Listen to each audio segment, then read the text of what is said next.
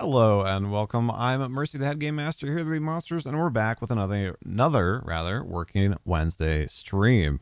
It is Wednesday, the 13th of August, which is crazy. And I'm here. Yes, it is a little bit darker than it normally is in my room. Although, honestly, the camera still seems to look pretty good. Frankly, it's just been bright and hot, and I did not want to make it brighter and hotter in my room. So we're going with this. But hope you are having a good day. If you're not familiar with the format of the show, we put about a half an hour on the clock. We work until around that time. We take a 5-ish minute break. We put about a half an hour on the clock, and then we try and get out of here. So I'll be working on some Game Master stuff for our World of Ren D&D campaigns, which we live stream on Twitch, then upload here to YouTube. And I would invite you, especially if you're a Game Master, to join me in getting some work done. But even if you're not a game master, or if you have some other work you need to get done, now's a great time to do some chores or something else you've been putting off doing. Hello, Tim. I do indeed have a black shirt on as well, yes. Isadora, hello. Ninja Viking, good to see you. Congratulations on your lifts earlier. That looked awesome. I apologize. Usually I aim to start these streams more between 3 and 3:15 Pacific, but I had an Amazon delivery got here just before 3 o'clock, and I had 4 of the correct items and 1 incorrect item, and I needed to. It's an item that's not normally returnable, trading cards, and I had to go through a bit of a rigmarole to get them to take care of it. So, good news, it has been taken care of. They have sent us a return code and have issued a refund, so that's nice.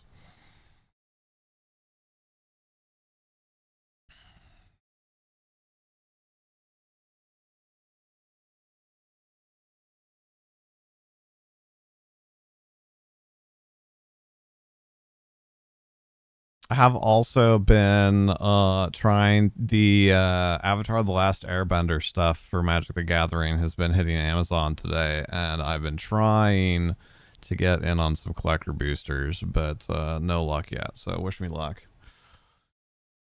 How is everybody? Isadora, I hope you're well. Ninja Viking said, thanks, should be more sore tomorrow. You're already feeling the likes today, I bet.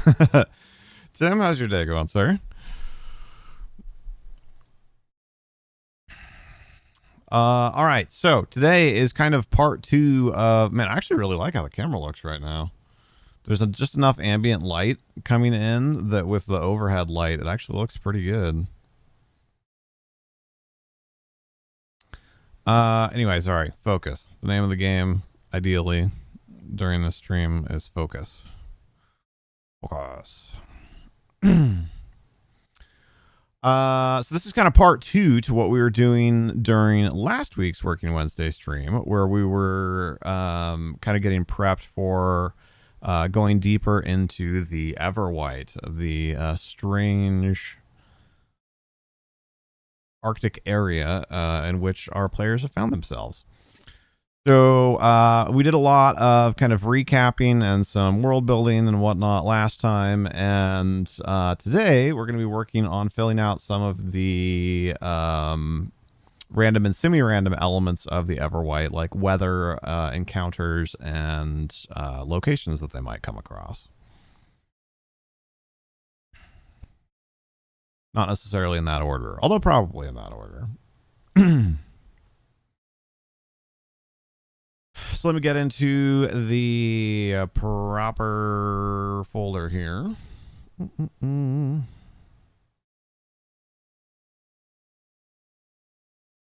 really, this probably needs its own subfolder.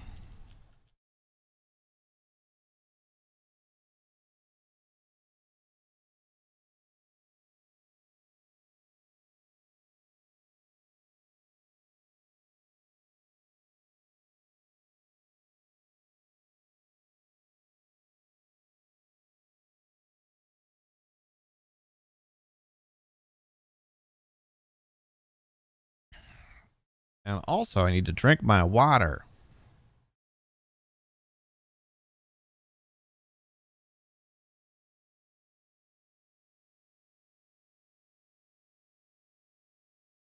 Speaking of Magic the Gathering stuff, for those of you that hadn't heard about that, we did a pretty cool thing here last week. And we got a whole sealed case of pre-release kits for the Edge of Eternity set. In fact, we got several of them. But I opened one whole factory sealed case in a video. So if you like trading card games, that was a pretty cool video. And of course, we are trying to promote the growth of that channel and that video on YouTube. So I'm gonna try to keep the TCG chatter to a relative minimum today, but I did want to put that out there because that video has been doing quite well so far. Hydrate or dihydrate, it's true. Historically I'm pretty good about hydrating, but the last couple weeks I've been doing less well, and I'm feeling it.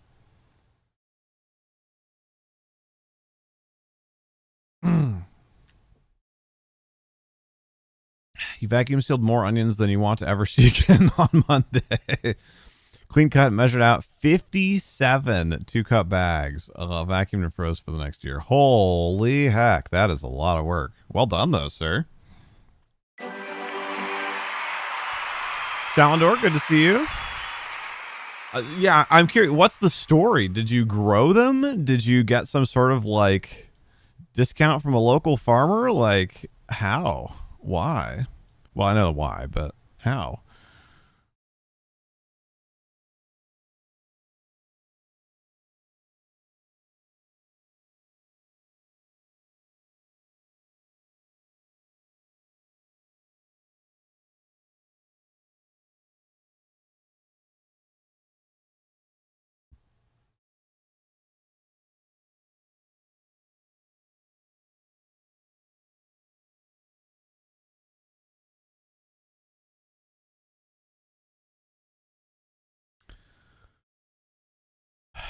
Let's see. So weather, we should start with weather.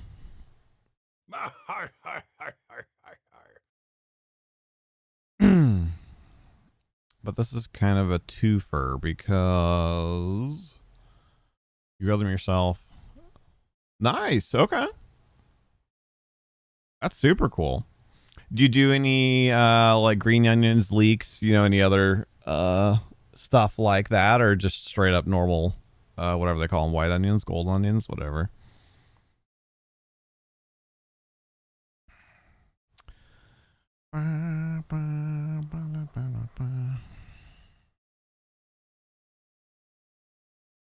Oh shoot. Oh, never mind. I did plug my phone in. Okay, good.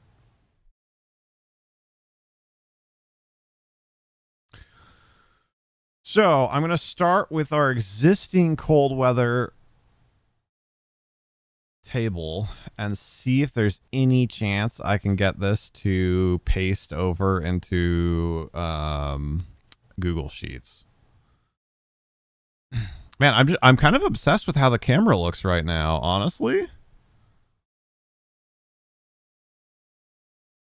I always forget how much I like this time of the year when there's like just the right amount of ambient light in this room with the camera. Oh dear God, it's awful. Okay.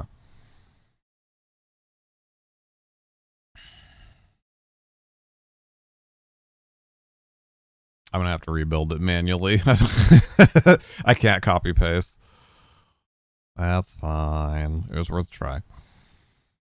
They vary in size from round mandarin orange to dinner plate. Yes, we had a few that were 8 inches in diameter. Wall sweets. Wow.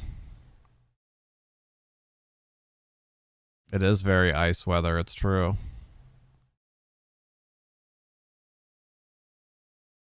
Oh God, why? Why is it? There we go. The zoom in was being super weird. Oh no. PDFs, why are you the way that you are? Fine. Fine. This is fine. You put the onions in many things you cook. They go with everything. Personally, I'm not a white onion person, but I am glad that you are happy. I like green onions, though.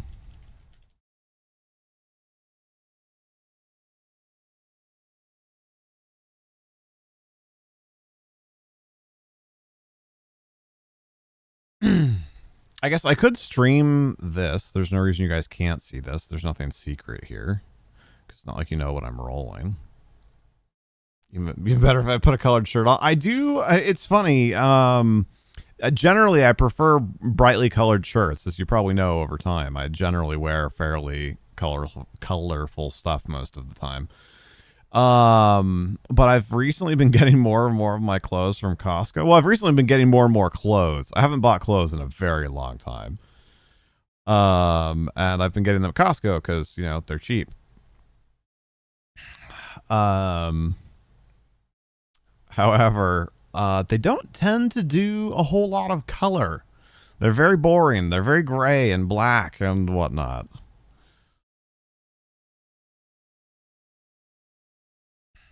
Okay, let's go down here.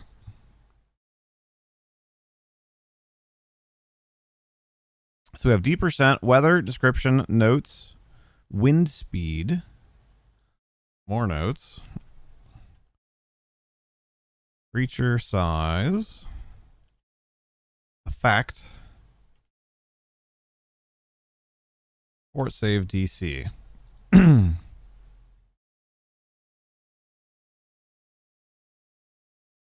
So for now, I'm just copying over from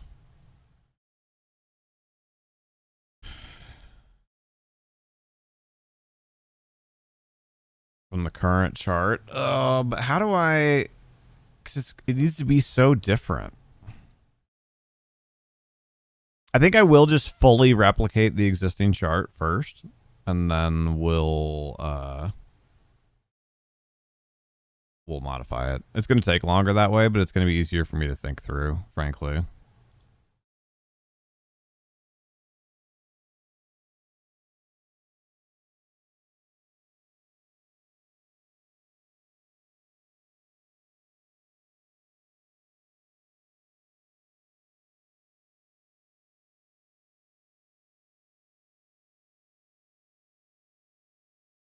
Through 50. Going through 75.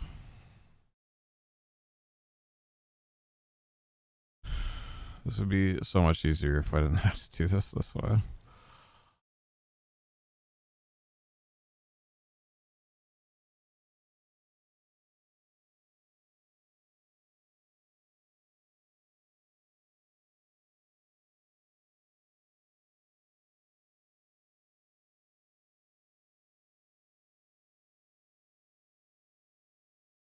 Wait, how did I already mess this up? Clear and calm. Oh my gosh. There.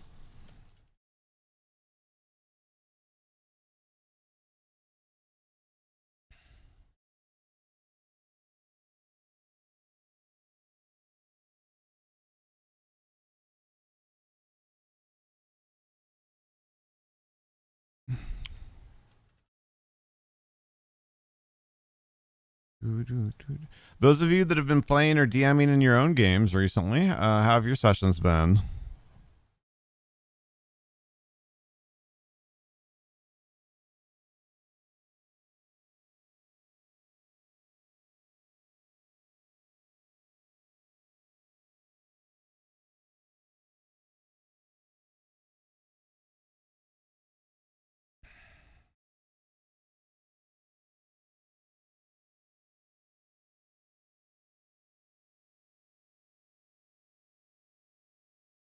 We have, I forgot that during the announcements part at the beginning of the stream. We have Kingdom session on this upcoming Saturday here, Saturday the 16th.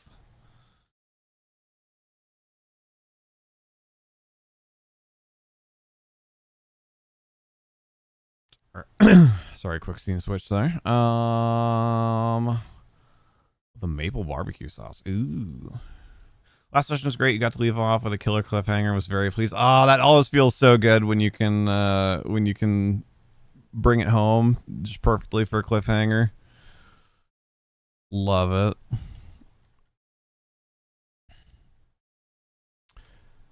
I had to cancel yesterday's game 2 weeks ago. Darn it.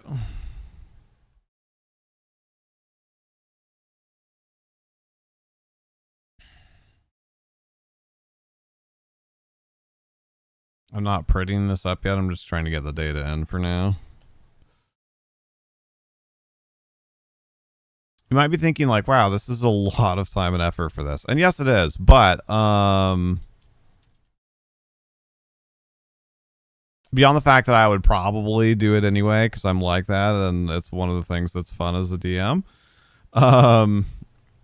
Also, we share the world of Rin with Atma from the Mortal Woes, who also DMs the Chronicles group for us about one Monday per month. And so everything that I build kind of has double value, really.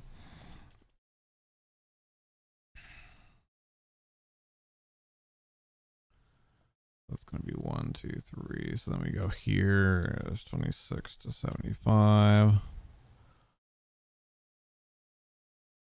That's 5 tall. 1, 2, 3, 4, 5. Oh, that's so annoying. 2, 3, 4, 5. Okay, so then here. 76 to 95.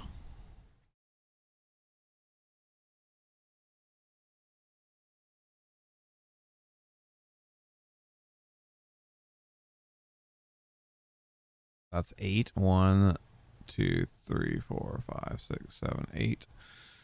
And then the 9th one is... Oh, I just noticed something. That's silly. I put 96 to 95. 90 to 95. Hello, Eclipse. Great to see you. How are you doing, sir?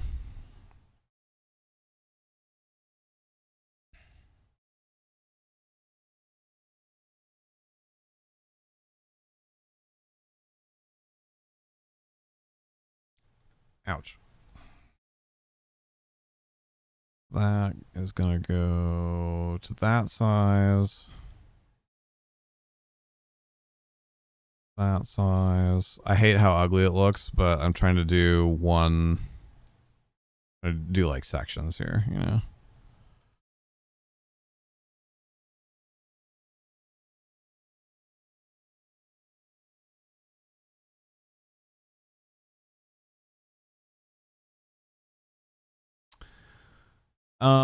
Hey, can you add if you roll a 6, there's a freak blizzard, because that would be super fun. Oh, there will be plenty of blizzarding in here.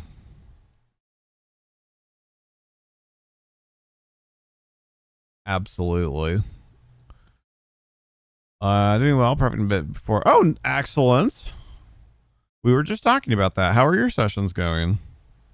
Well, we're not talking about your game, obviously, but then we have Storm is next. Storm gets 5. 1, 2, 3, 4, 5. So then the 6th one is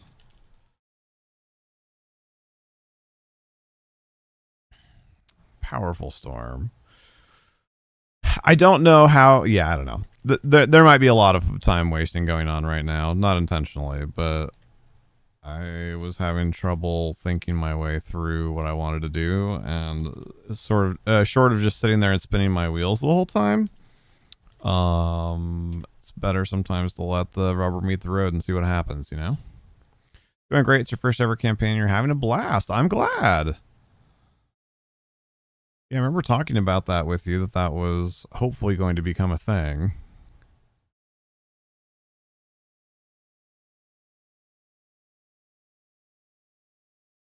Ooh, excuse me. I didn't make it in Paladin so fun protecting your teammates. Ah, very cool. Paladin is a great... I mean, really, it's hard to go wrong, but Paladin's a great first-class choice.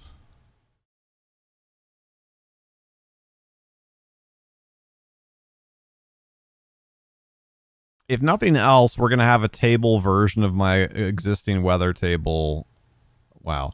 We're going to have a like spreadsheet version of my existing weather table, which is in PDF form. So if nothing else, that may have some applications of its own.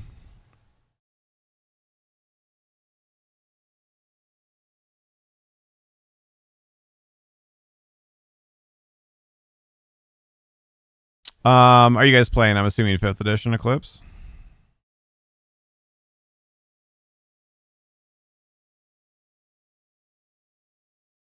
Oh, that's why that was looking wrong to me. No. Oh, this one just is different. Oh, I see.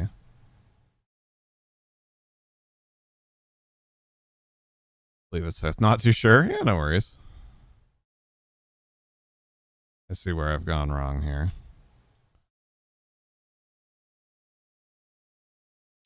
Fog.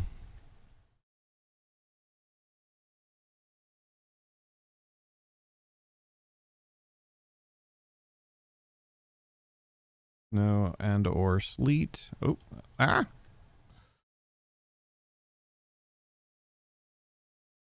Heavy snow.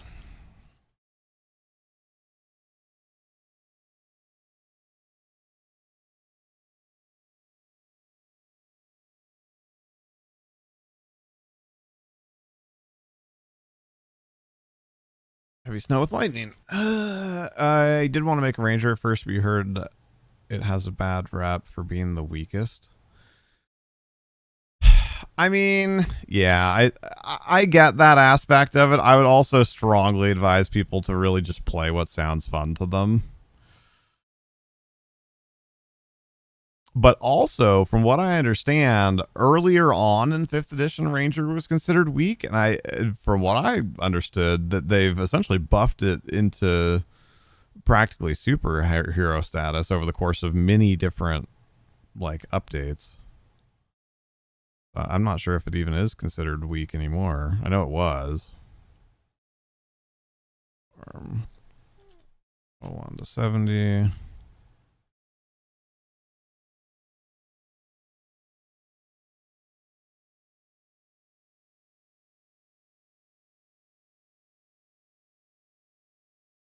Oh, right. Then Windstorm needs to be 3 tall. So we've got 1, 2, 3. So then the fourth one here can be 71 to 100.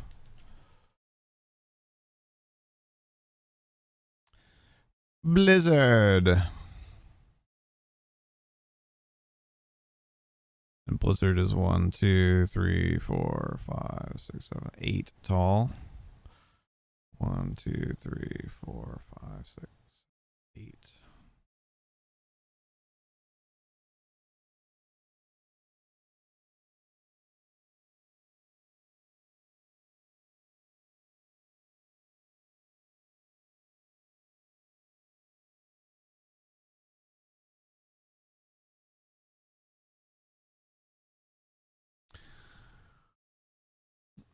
Might do that for your next campaign. Then you also saw I need to play a warlock that believes he's a paladin. Oh, that's fun.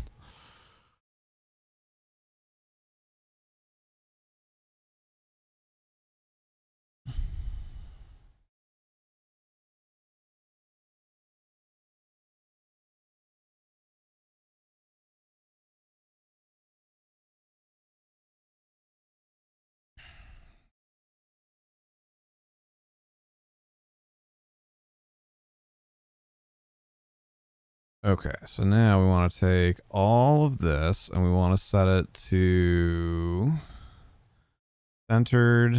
centered, wrapped. Boom, look how pretty it is now. Okay.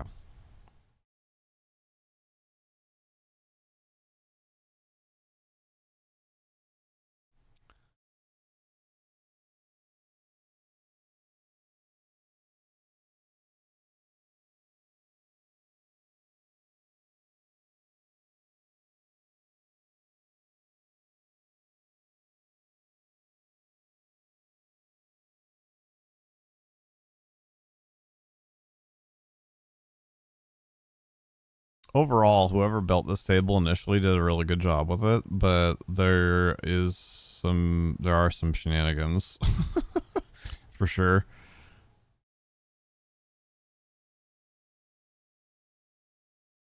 Ooh, wait. Overcast and windy needs to be 3 tall.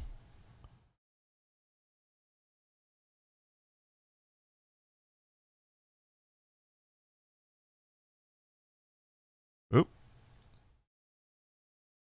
That takes a double click in Excel, but not in Sheets.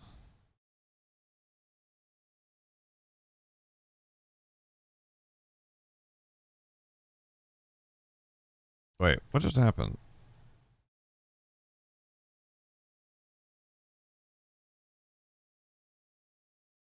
Oh, it's trying to do some like smart thing. No, don't do that.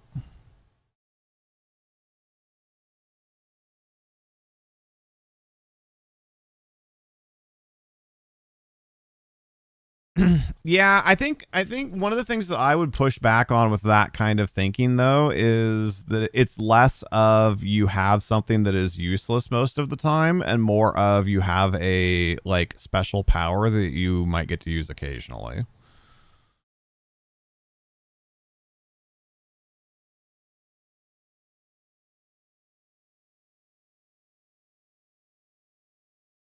But I'm actually a fan of that. I don't think that everyone needs to have all of their powers be always be useful all of the time.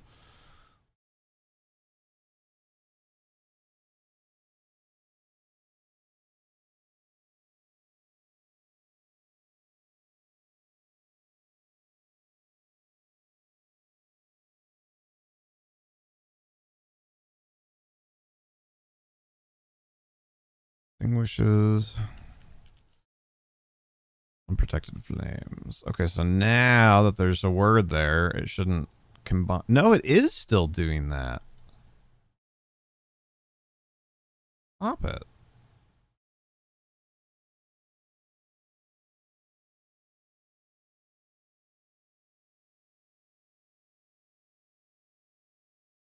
That's so weird.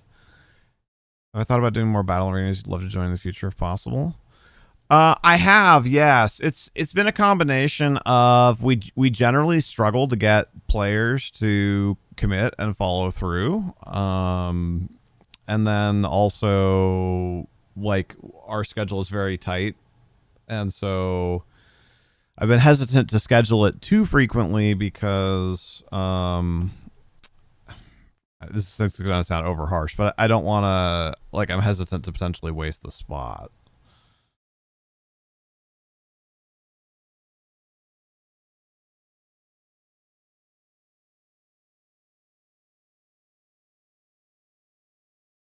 But it's good to know that you'd potentially be interested because like I said, having enough players is like probably the second biggest hurdle. So it's good to know that there's another person that's interested for sure.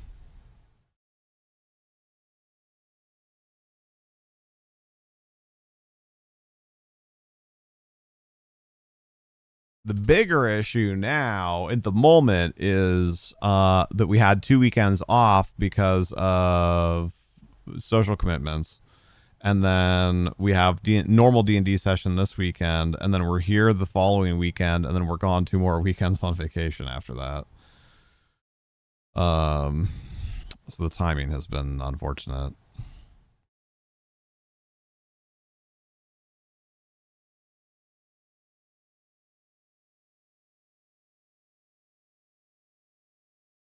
But anyway, sorry, that's probably like a way over answer. In general, yes, I would like to do some more battle arenas. At a minimum, if we don't get to it before then, there will probably be one during the fall subathon. I would like to do one before then, but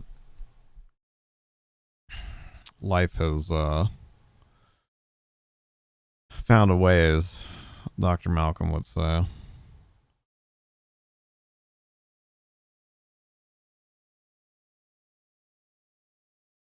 I'm pretty sure they did in fifth edition as well. It was, but I think they had to choose like a more specific type or something. I think there was something else with it.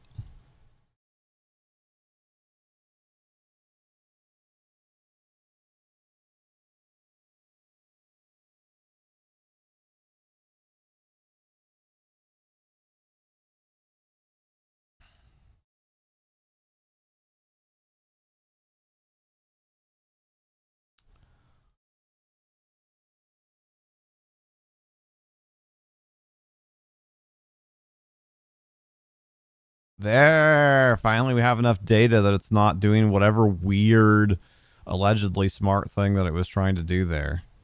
No, it did it anyway. It just did it in a different way. Okay, but the way that it did it is a lot less disruptive. So I don't. I don't care so much.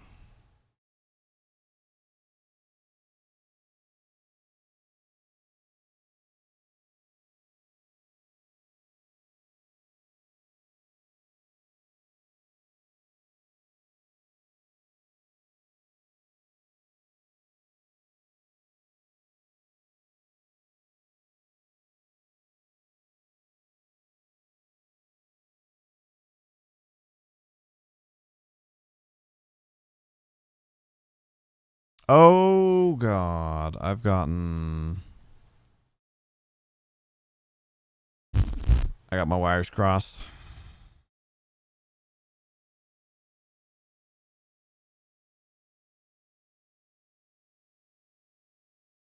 The focus is not with me today.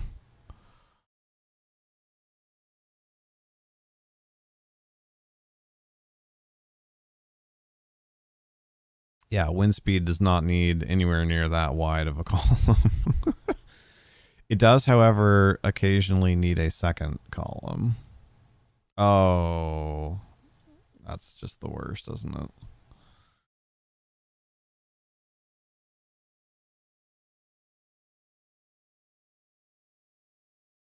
Go 50.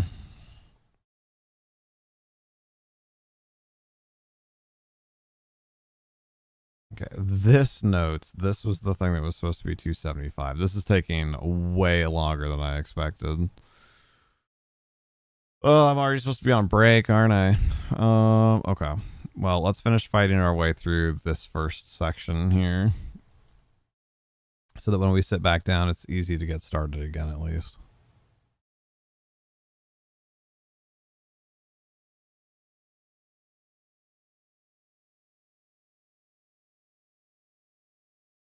So from clear and windy over, that should be 1 to 60.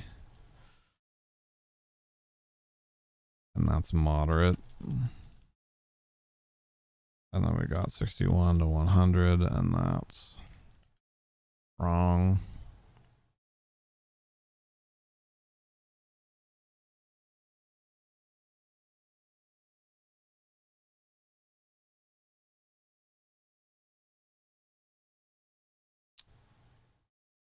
What?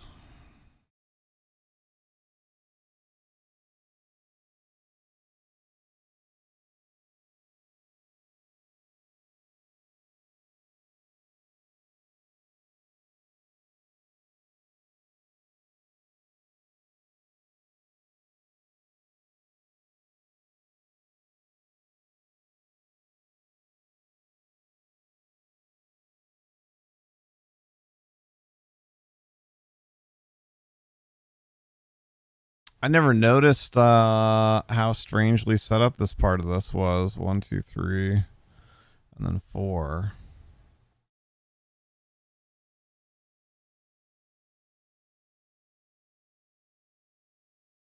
Yeah, clear and windy is the one that should have moderate.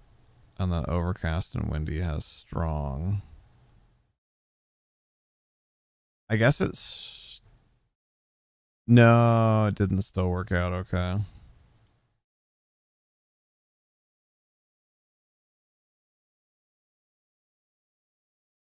That needs to be here. And second edition Rangers were designed to be 2-weapon users for free. Oh, I think they get all that now as well. I think all that's been patched in. I think they had that in 3.5 as well. Which is part of the reasons why people crapped on them in 5th edition, was they lacked some of that, I think, in 5th edition initially.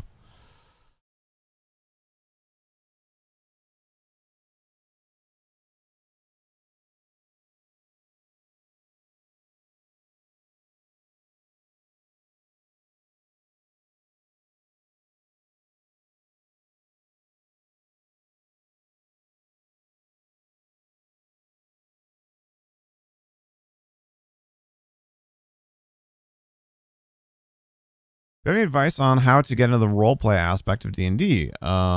You've been feeling awkward trying to roleplay as your character. Great question. I do. As always, I will probably wander a little bit, so I apologize in advance. But I think there's a few things to note. One is, how does your table role play? And then two is, how do you feel most comfortable role playing? So, some people like to role play in first person. They say, I do this, or they don't even say like I do this. They're just, they're just like, full on like,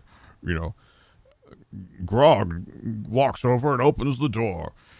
But that's really awkward for some people. So for a lot of people, kind of a happy middle ground is to kind of role play in third person, at least for actions and that sort of thing. So to say like whatever your character's name is, like say like Eclipse is going to walk over and open the door.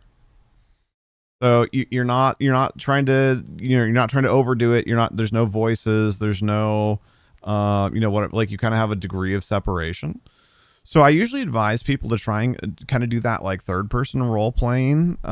If you're having trouble easing into it, try doing that for a while and see if that helps build your comfort, because mostly it's just experience. You need more time. You need more practice. Like you will get more comfortable with it. But to buy some time, I like to advise people to take kind of that half step. And for some people, that's where they land. And they're like, you know what? That's all the role playing I'm comfortable doing. That's where I'm comfortable. And that's fine too. Honestly, I role play that way sometimes. And I've played with tons of people that have role played that way for years. As far as taking it a step further and getting into like first person role playing, I think the advice that I would give is try to make a very short list of like a few defining features. So like, what is something that is really important to them? How flexible or inflexible are they with their morals? Do they tend to be selfish or selfless? Like a few things like that. And then if you can decide on those things and be like, hey, like, they tend to be selfless. They tend to have flexible morals. And I've already forgot what the first thing was that I said. And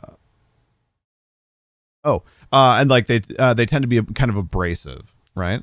Like, okay, so now what kind of character, what does that do for us? Right? Well, okay, why, if they're so helpful, why are they abrasive? Well, maybe they were like, abandoned when they were young or mistreated or, something like that. So you can backwards build if you're having trouble with role playing or with backstory writing and that sort of thing. So you can kind of back construct. But anyway, that's a bit of a digression. So you've got your bullet points, like Looney said. So we're kind of abrasive, but we're really selfless, and we have flexible morals. So now when the situation comes up and it's like, hey, we're in the big city, and people are like, like the poor are like rotting in the streets, and there's urchins running around everywhere stealing stuff from carts, and it's like Agrabah at the start of Aladdin. So then your character is probably going to, either maybe steal something for them, or, or possibly go and like reprimand somebody or do something like that. So like, how can we combine those things? All right. Well, they have flexible morals, right? We already defined that. So they're probably more okay with robbing from the rich to give to the poor. So, like maybe they're going to go try and like find out who's at the root of, this inequality and go and steal from them or something like that. So, like you can kind of inform your decisions off of a few bullet points. And that works for conversational role play as well. If somebody comes up to you and they're like, hey, I don't know, I'm trying to think of like a scenario just off the top of my head, but like you show up in the city, you walk in, you come through the gates, the guards let you through after kind of shaking you down a little bit, but you're glad to finally be in the city and to be able to relax in relative safety for the first time in months. You look out across the city, and the tops of the buildings shimmer in the heat. Like children run back and forth. Guards march down the far end of the street. You see a monkey climbing across like a what's the word I want? Like a rope of banners hanging across the street. The scent of spice is heavy in the air. Dust blows at your feet, or sand and dust blows at your feet. What do you want to do? And then your party member looks at you and they're like, oh my gosh, this is amazing. We haven't been to town in months. I have so much money I want to spend. I want to go and get drunk at the tavern and start a bar fight and, whatever, do all the adventure things, probably kill somebody on accident, go and do all the adventure things. Well, our character that we've set up, right, they are kind of abrasive and like they have a soft spot for the downtrodden and they have kind of flexible morals. They might just straight up be like, no, before we do any of that, like, we need to help some people. Or say like, well, fine, you go do that, but like, I'm going to do this. Now that's a little antisocial, so you have to be careful with that kind of thing at the table. But, as you get to know your table a little bit better, you'll see that kind of things. Or you'll be like, okay, fine. But, like after we get drunk, then, we're going to arm wrestle and then we're going to come back out here and like help these poor kids or, like something like that. Is it the best example ever? No, I'm going off the top of my head, but like, I don't know. I guess, is that helpful in any way? I could try and expand on it a little further or possibly clarify it a little bit better, but, shooting from the hip, that's kind of like broadly what I'm going for. Is you don't need to have a lot to start building scenes off of.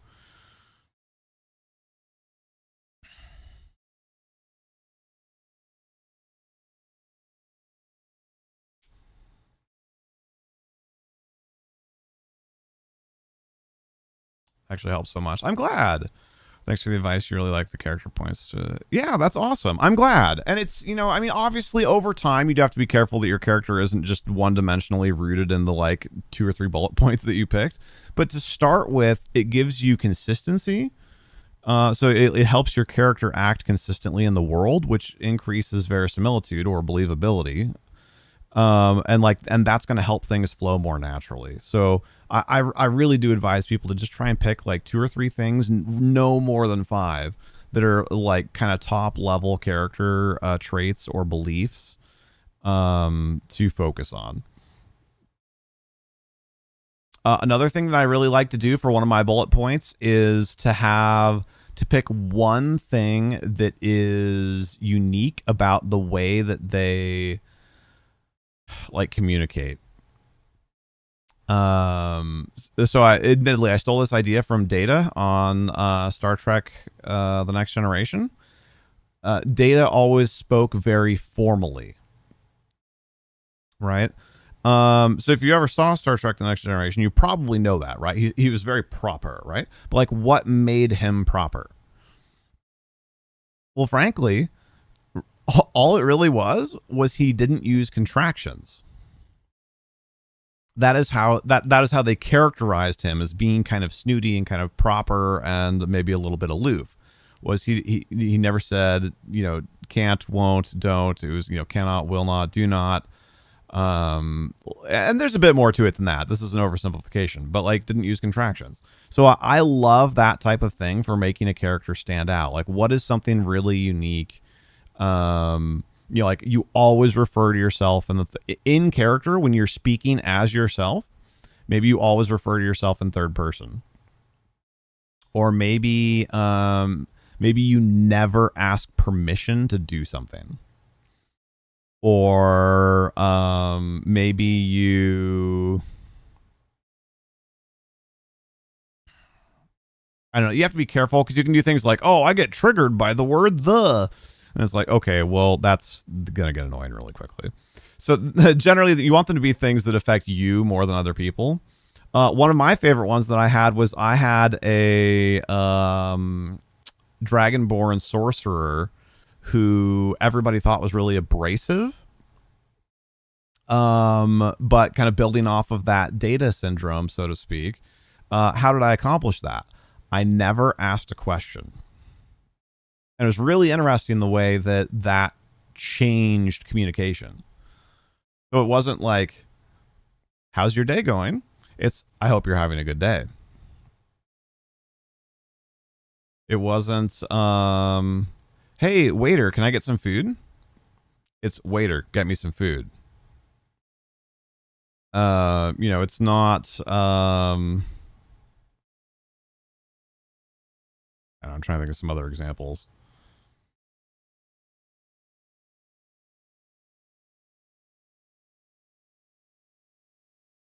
I don't know. Those are the two that like pop into my head off the top of my head.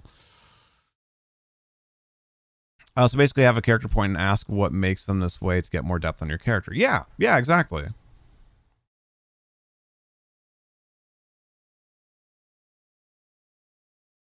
So I mean, that's just one trick. But I like that sort of thing for communication styles. Like I said, like never ask a question or always speak in questions. Refer to yourself in the third person. Always use people's names. Never use pronouns. Or maybe never use people's names, or you just like whatever, something like it'll make your character memorable in a little way, and it'll also help you get in character. Or just straight up take the data thing, right? Speak very formally. Don't use contractions. You said like 5 points, and honestly, 5 is a lot even when you're starting out. I would recommend more like 3. You can always expand on it later. But broadly, I would say like what is like a core like one should be like a core tenet or belief or like something that your person holds dear. One in my opinion should be like what is a way that your character communicates that is unique or memorable. And then another one should be something along the lines of like, how does your character feel about helping others?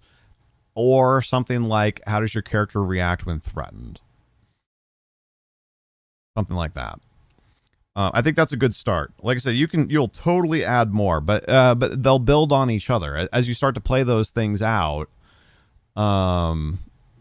You'll flesh out your character more, and you'll think more about like, okay, why is my character like this, right? Like why is my really helpful character like abrasive and kind of an a-hole? At least that's how I think through it. Some people will sit down and write pages of backstory or whatever, and then they'll figure out, like, how do I want to role play that? Personally, for me, it's easier to boil it down to those really narrow points of like, okay, like, here's these things that are important to me. Like, here's how my character talks. Here's something my character believes, and here's how my character reacts when threatened. And then to build off of that. That's easier for me.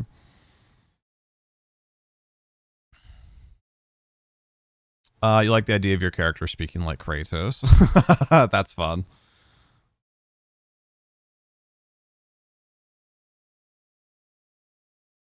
Timbo started out as a freed elf slave thief turned swashbuckler. You wanted to play a thief that was effective in combat. Love it.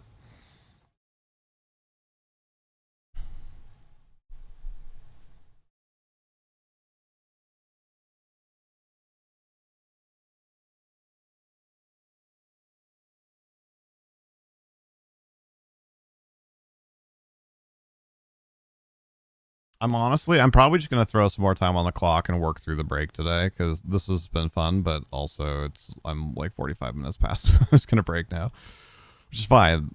I do still want to be done by or before Pixie gets home. So I'm going to do that really quick. Backstory is usually only a paragraph that explains why you chose what you chose for him. Yeah, honestly, personally, I'm not a backstory writer. I don't enjoy doing that. I like to, because like, how is that impactful? How does that inform how you play the character or how your character behaves in the world or whatever? So like I backfill backstory, based on kind of like what we were just talking about.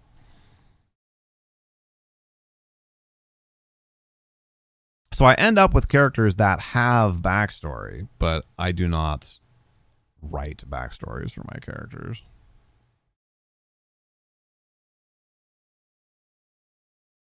That's not to denigrate people that do, just in case that's not clear. Some people really enjoy doing that, and that's how their process works. It's great.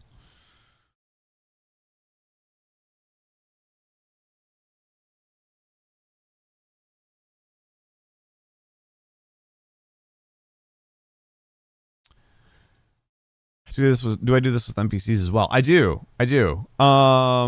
So have you looked I don't remember. I don't think you have a shop in the townsfolk, right?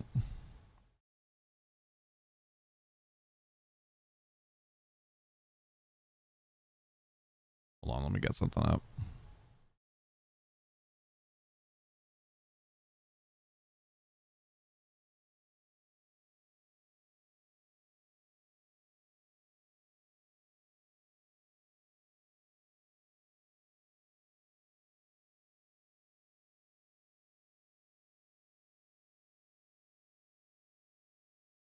That's Gaston.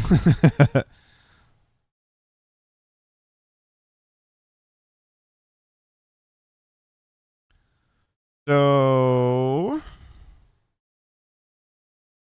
oh. Wait. What the heck? Is that a streamer mode thing? No, my capture card just freaked out. Awesome. Okay. Well, hold on.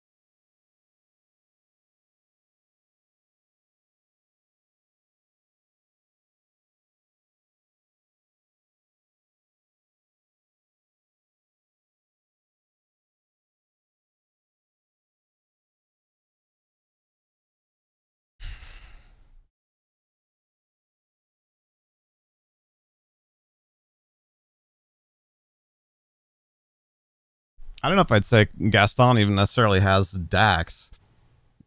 I think mostly just charisma and strength with medium con. Okay. Let's try this again.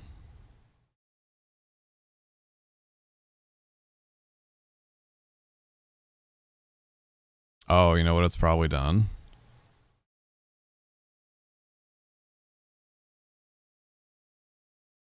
Probably resets.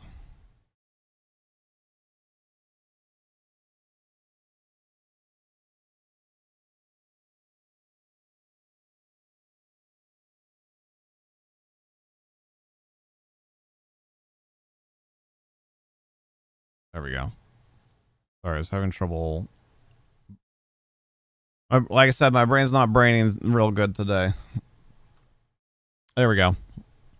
So for anybody who doesn't know about this, and actually Isadora might be interested in this too. I feel like I've mentioned it before, but I also try not to over promote at people, so maybe not. But there we have a whole program called the Townsfolk where people can make NPCs and businesses that live in the world of Rin, and they will occasionally be interacted with by the characters in one or both of the campaigns that take place in Rin. So the resources in the town hall are the two main like sheets for that, but each of these that you see, the tailor, the scribe, the table keep, the stable keep, the farmer, or the jeweler, these are all NPCs that people from our community have created. And if we go in here, you can see the map of Rin.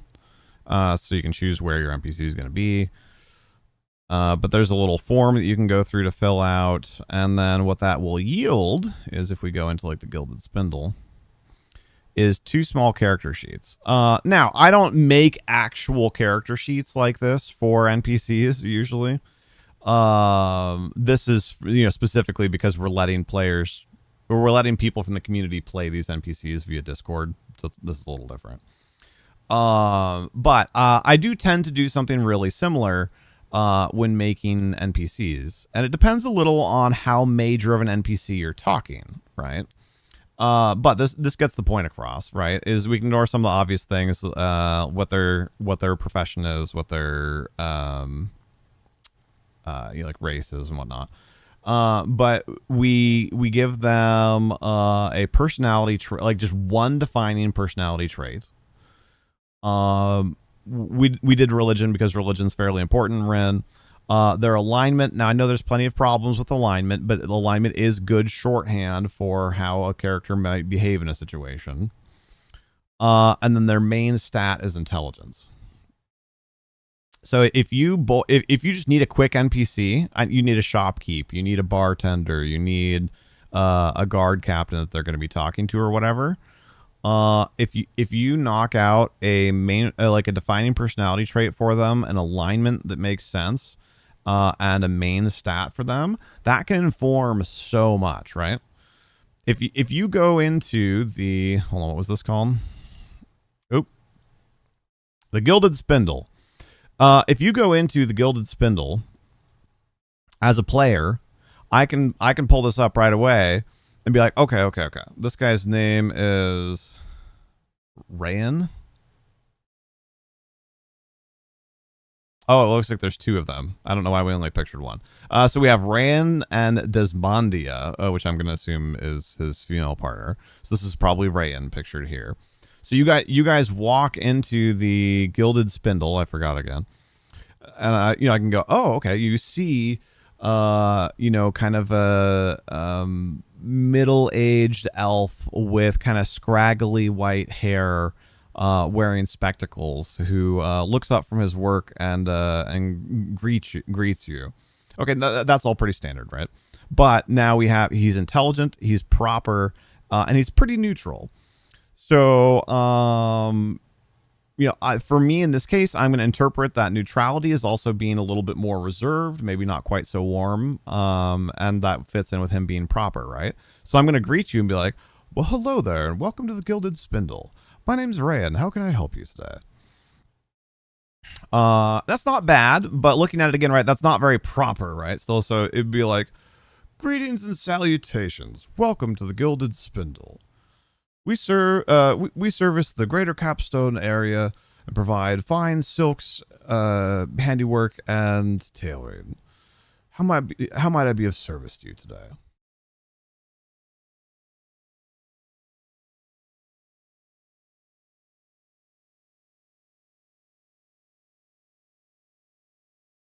And then you're going to play off of that, and I'm going to respond to that, like in that style. So for if you start using an NPC more, right, they become more of a core NPC. You're going to build them out more, obviously. But for something like a shopkeep or, like I said, guard captain, bartender, whatever, stable hand, whatever, personality trait, alignment, main stat. That'll give you plenty to work with. Also, if any of y'all would like to join us and open a business in Rin, head to the townsfolk section in Discord. Go to the People of Rin starter kit. You can also ask any questions that you have in the town hall, but go to the People of Rin starter kit. Make a business. It's fun. Once per month, you can, like this one's mine. Of course, my camera's covering it up, but we do a little bit of light role playing and dice rolling via Discord. So like this was last month. Hold on, I'll get it above my camera. We get up to the top of the month.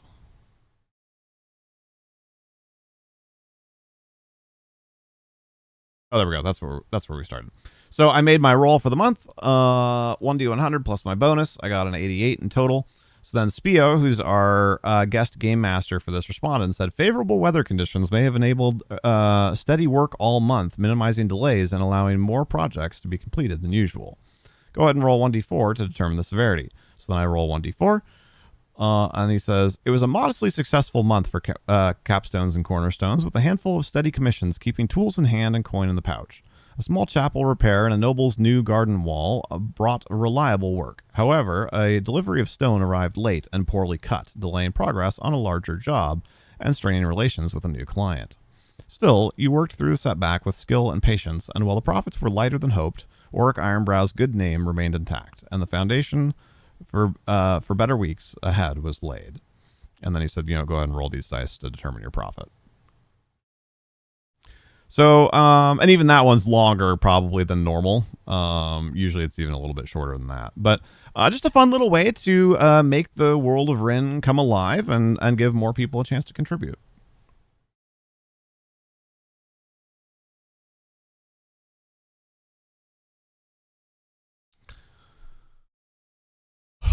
Middle-aged elf, so way older than everyone in town. Yeah, exactly. That makes a lot of sense. The main three things for NPCs for you are alignment, main skill, and what was the other thing I said? Hold on, let me look at it again.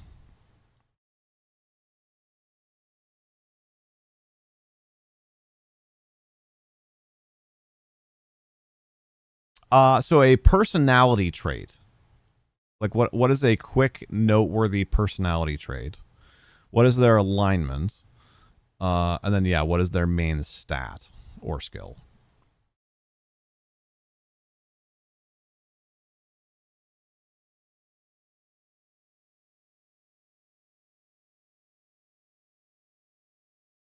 Because to expand on that a little further, so like, what if he hadn't been true neutral, right? Like, this isn't my shop. But what if he'd been,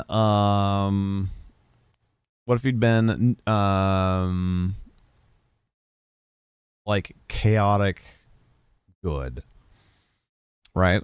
I'm going to interpret a tailor who's chaotic good as being somebody who's kind of eccentric, more willing to like, more of like an artist. They're gonna offer more flamboyant styles, and they're gonna really care, like what their customers think. So if Rayan had been chaotic good instead, I'm still gonna keep the proper, but if he'd been chaotic good instead, it'd be something more along the lines of, greetings, welcome to the Gilded Spindle. I'm Rayan, and I specialize in all forms of eccentric oddities and tailoring triumphs. I like to work in bold colors and bolder designs. How might I help you look your best today?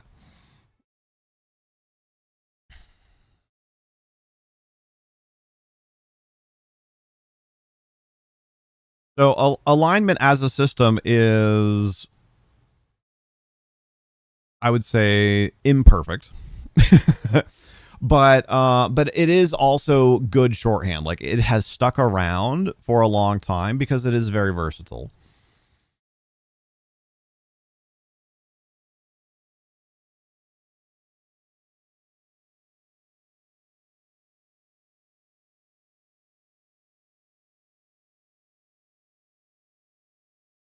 Yeah, of course. Feel free to pick my brain anytime.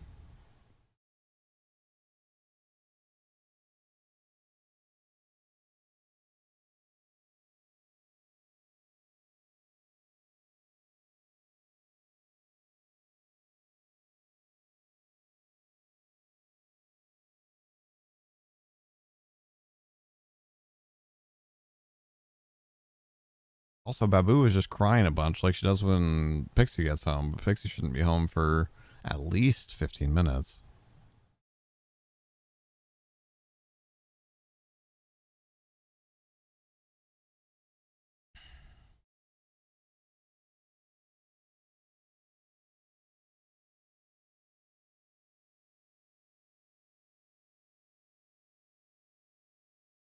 Yeah, I'm happy to, honestly, as much as I love sitting down and going through and check and trying to get done as much of the stuff that I need to get done as possible. And obviously that is effective. The most fun working streams that I have are actually the ones where we get to have more back and forth and talk about like role playing and world building and that sort of thing. So I'm seriously like more than happy to be of service. This is fun for me. I don't know if you told me you're trying to create an RPG element to your server, hence I don't remember if you told me or not. I did surmise that, yes. But I appreciate you clarifying as well.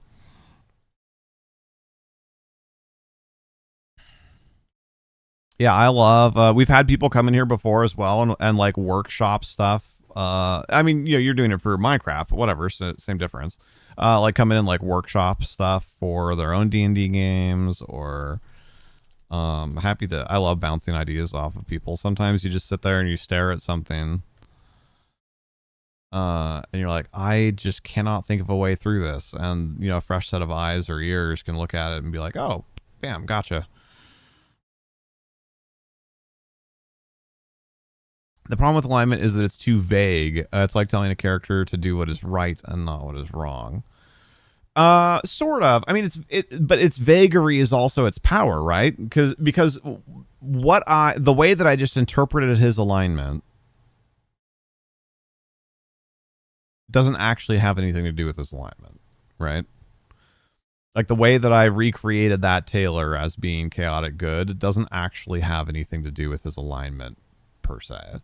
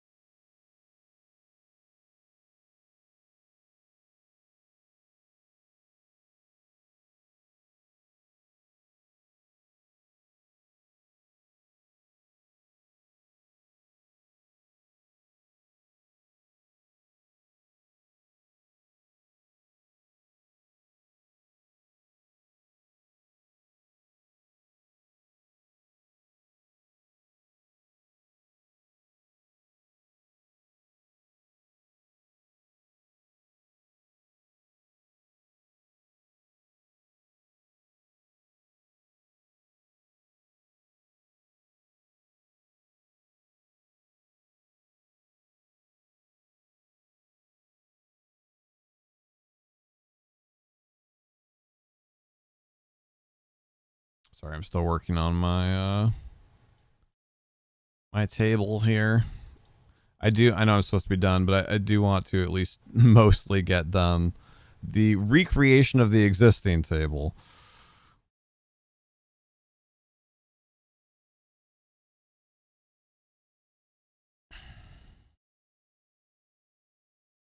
That's more like second edition and earlier alignment though. Third edition already kind of starts to blur that line as far as how prescriptive alignment is.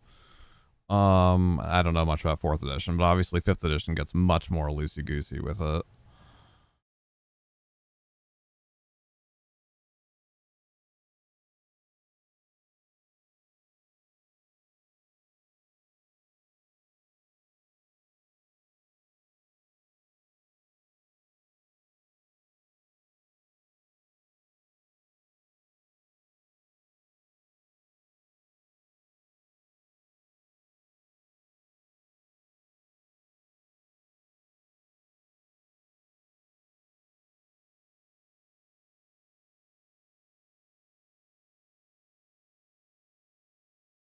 Yeah, I think to some degree, although he was not experienced with older forms of D&D, I think that basic logic is part of what led Alan Dite, our paladin, to accidentally becoming an Oathbreaker.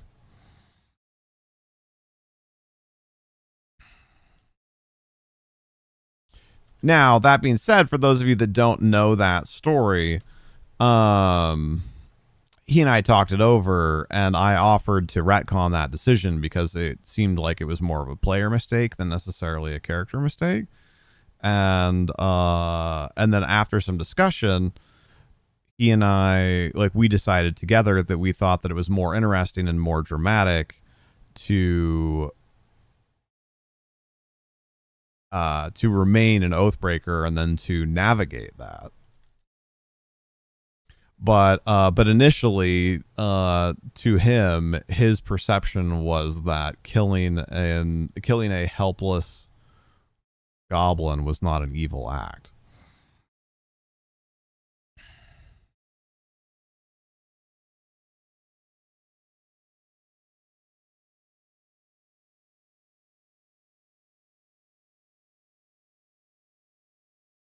You prefer the Palladium alignment system with 2 good, 3 evil, and 2 self-serving. But see, I would counter argue there though that most people ignore part of the description for the D&D alignments. Chaotic doesn't just mean doing random bullshit. Selfish is part of the description of chaos. And selfless is part of the description of law. And people just ignore that. Like, people just look at it and say, law, lawful, stupid, and like chaos means like, I run around and do whatever I want to do. But it doesn't, like, those are not the only interpretations. Those are not the only official definitions of those alignments. And a lot of people miss the selfish, selfless aspect of it.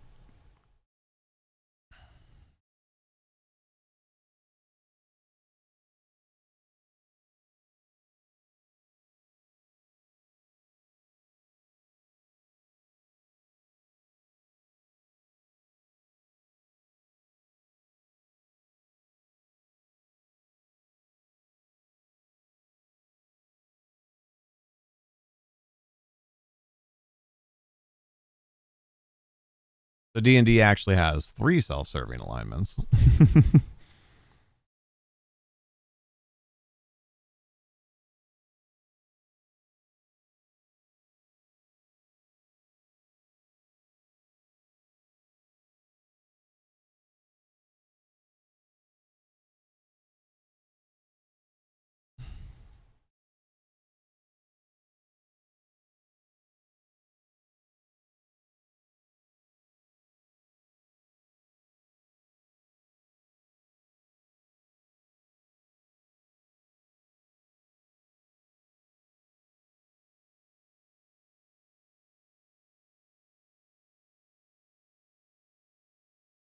What in the... Oh.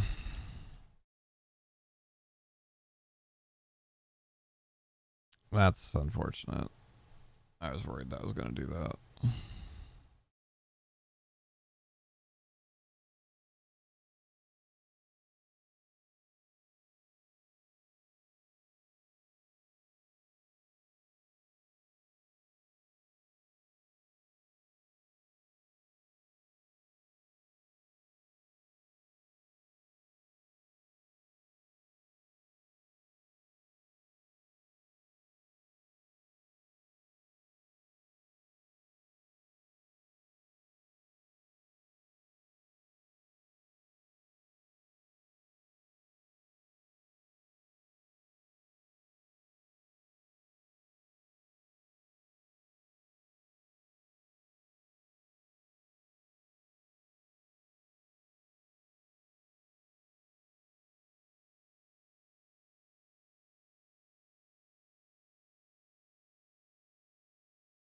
Oh, but that's going to stay like that? That's annoying.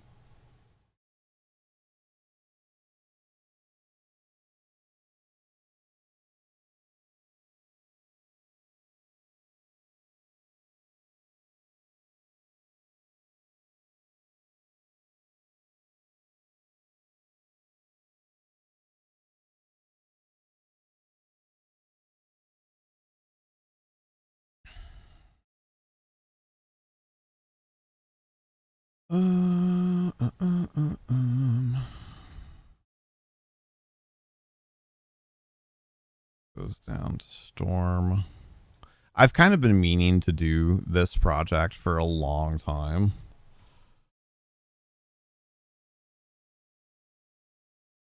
So I'm glad that it's getting done finally.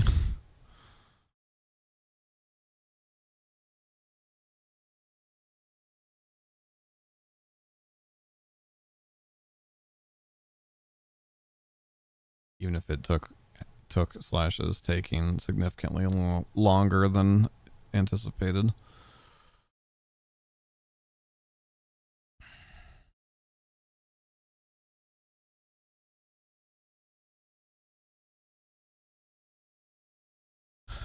Hello, Vincent.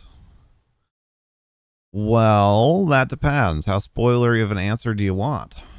Nice, Ninja Viking. Well done.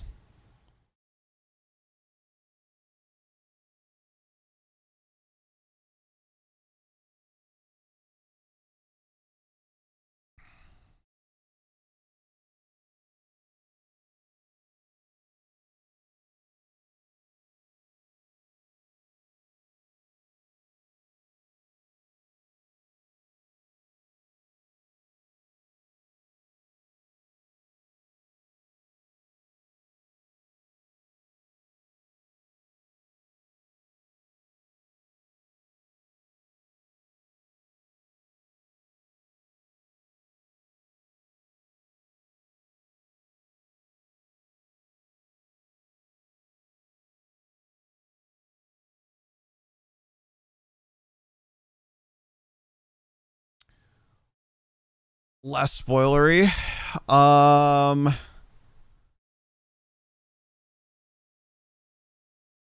Yeah, I don't know how to answer that in a less spoilery way.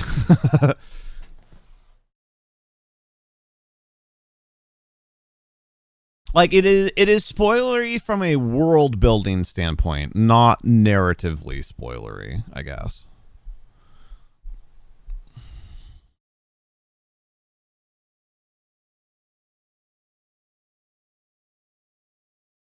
Got it.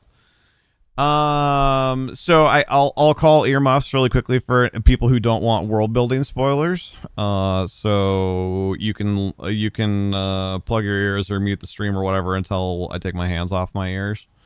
So 3, 2, 1.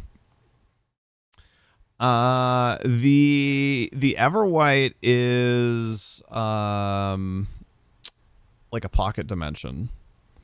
So it doesn't actually exist like in real space in the Serpent Spine Mountains, but it is also an infinite space. So it's kind of a weird liminal space, like a world between worlds sort of thing. So it could go on forever if you don't know how to navigate it. I don't think if there's anything else I want to say before I de-earmuff. I'm sure I'll think of something as soon as I take my hands off, but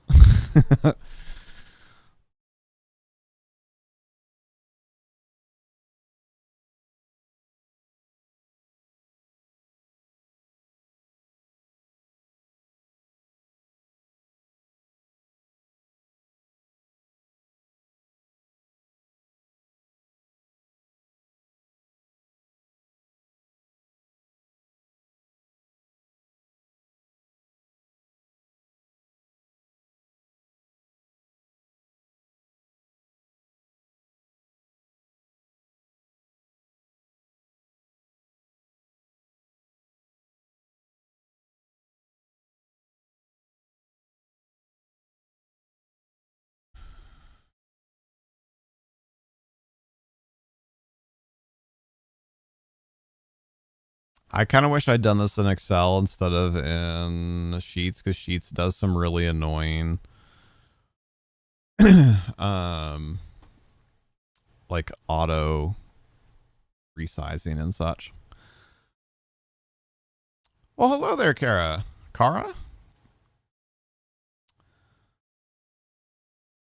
Might be helpful. You've been putting a lot of things off. Need to work on your game anyway. That's awesome. I'm really glad you're here. Unfortunately we are nearing the end of today's time, but of course we'd love to have you join in and get some work done with us while we're here.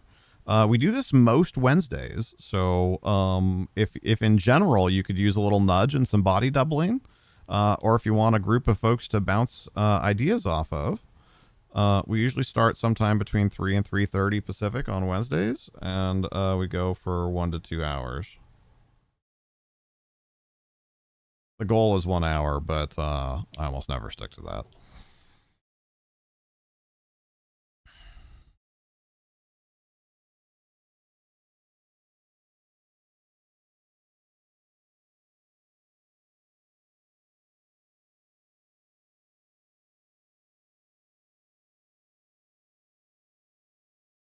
But either way, welcome in. Good luck on your work. I hope you get done what you're hoping to get done. If you want to chat, you're more than welcome to, but you just want to listen in, that's a-okay. Oh god. Copied the equals as well.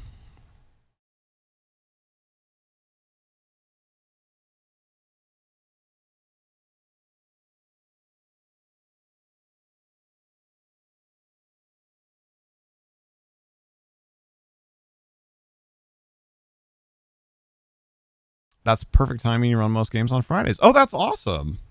Yeah, if you're down to chat a little bit, especially since I won't be here a ton longer, so I'm not sure how much co-laboring we'll get to do together.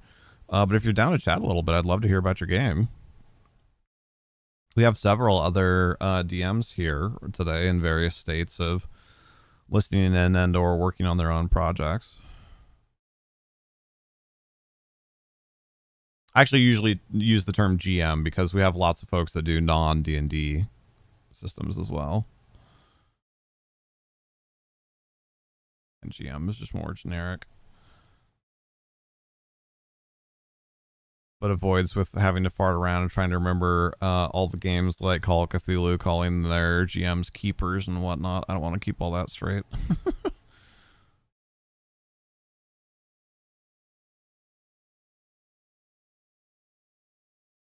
Well, like I said, if you're not feeling chatty, that's fine. There's no pressure.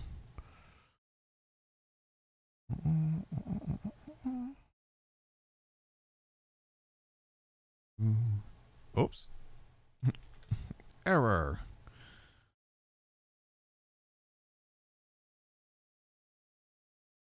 I guess if I make that slightly bigger, it saves me probably 2 lines vertically.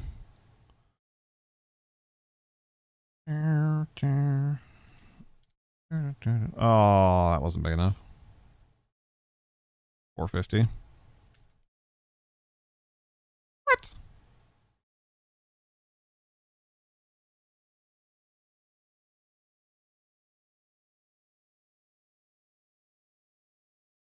Oh, wait, is it just not? Oh, it was just being weird. It's not auto resizing the text when the text or when the column grows. That's unfortunate. 450 it looks like.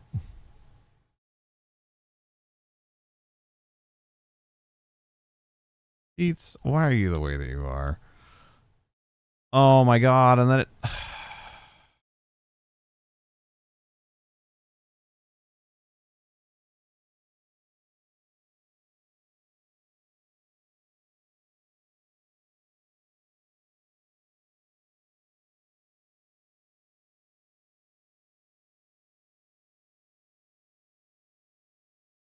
fine.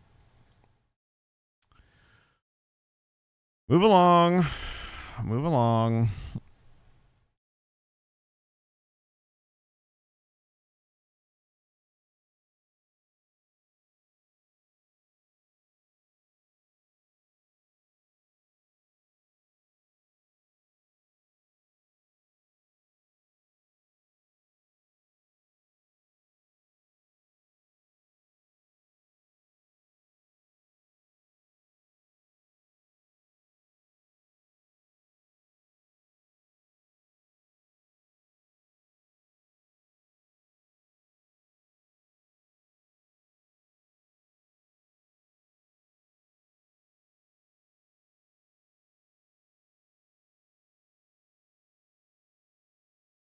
Oh, there's footnotes.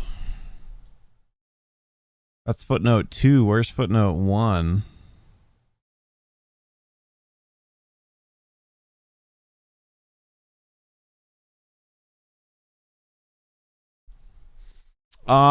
It's a spin-off story of the main campaign, which already ended, helping to tell the story of a random character who showed up twice that the players love for some reason. This is the way.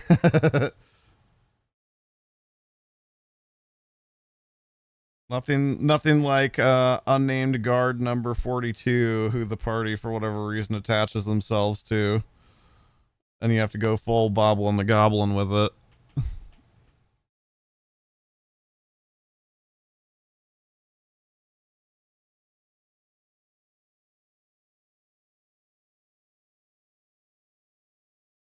Well, that's awesome. Congratulations on finishing the main campaign. Most campaigns do not finish.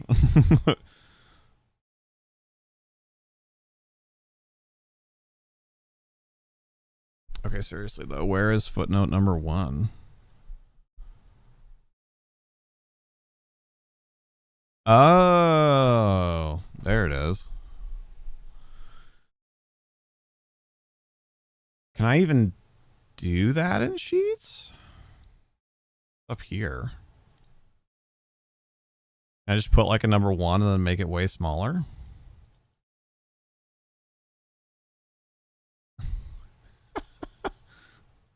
Sort of.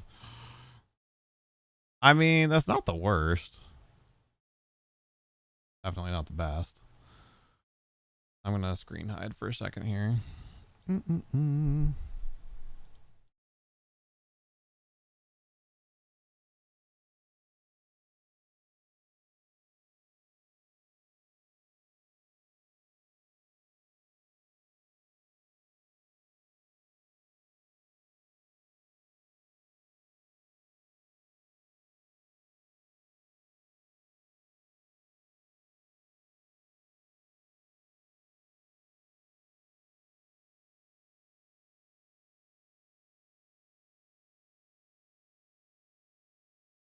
Yeah, for sure, Shalendor.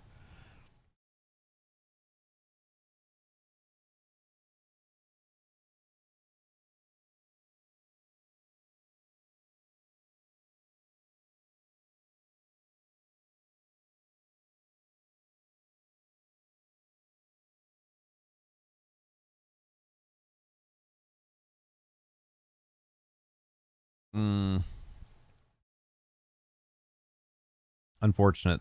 Looks like there isn't really a way.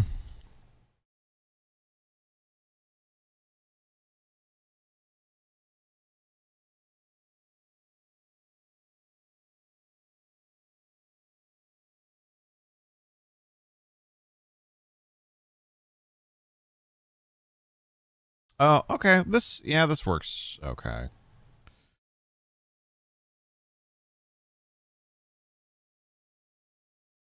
Put it at the end, put it in parens so it stands out a little bit, and then shrink it. Good enough.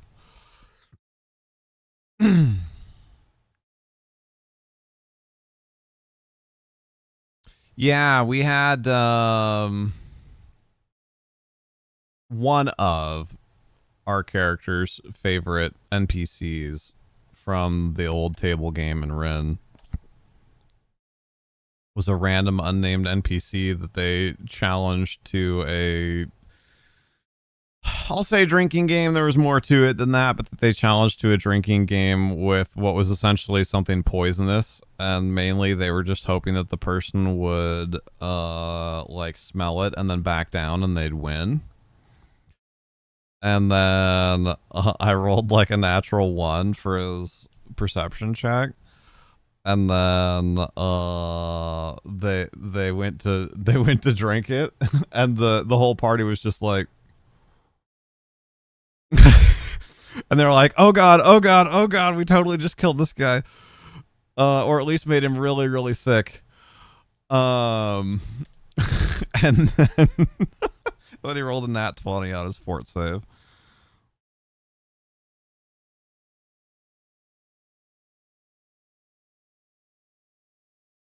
So then they were like, oh my god, this guy's epic, what's his name?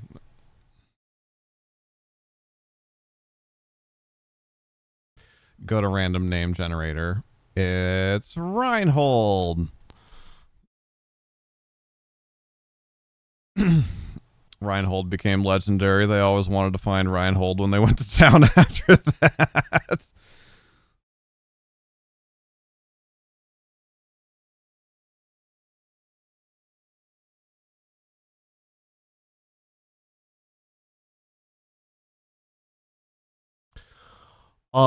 It's like Gatekeeper from Fire Emblem 3.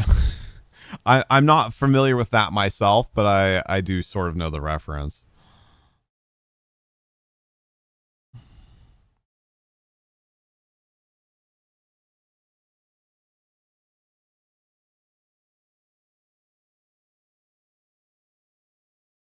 Excuse me.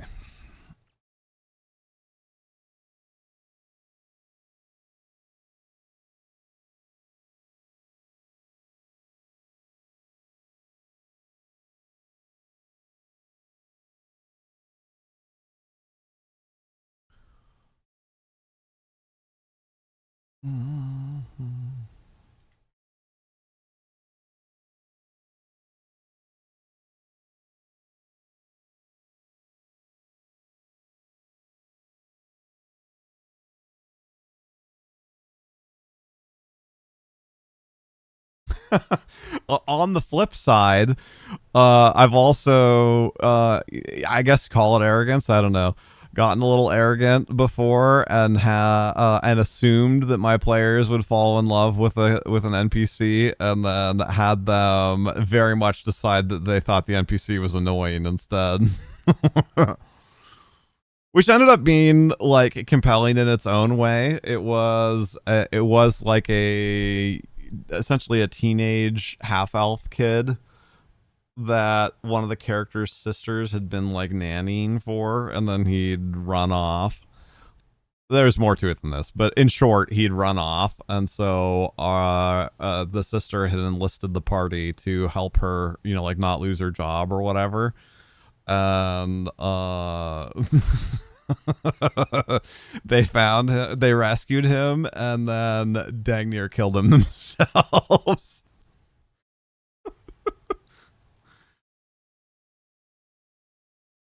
GM, you enter the pub. Player, looking around, what do we see? GM, an ordinary assortment of pub customers, but there is what looks like a fighter drinking heavily in the corner. Player, describe him. GM, rough, heavily muscled. Player, equipment. GM, he's carrying a broadsword and wearing plot armor. Player, plot armor. We introduce ourselves to the fighter. Perfect.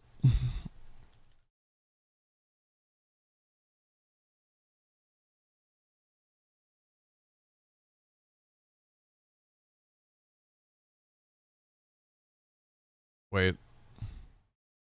No, this is right.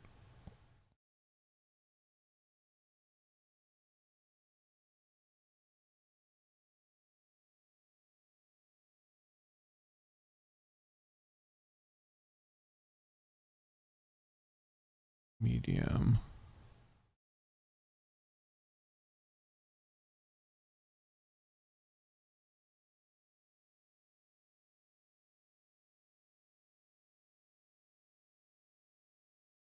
Yeah, that was throwing me off because I hadn't gotten to Windstorm yet. Okay, so Windstorm is, at least in this table, used in both of these columns, which is a little strange, but sure.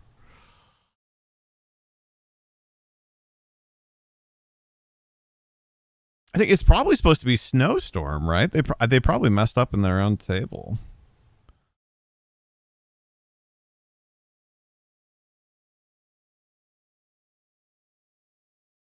No, it is Windstorm. Oh, because Snowstorm is its own separate thing. Derp, derp, derp, derp, derp. Yeah, I'm getting ahead of myself.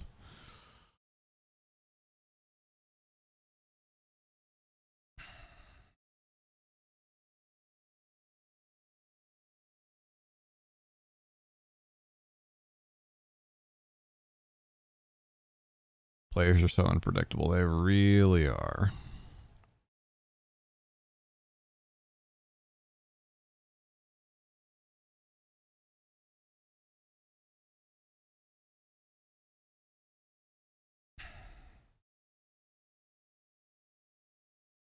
Huh. Pixie's running kind of late. But this time of year, winter, it wouldn't be abnormal to not be home for another 10 minutes or so.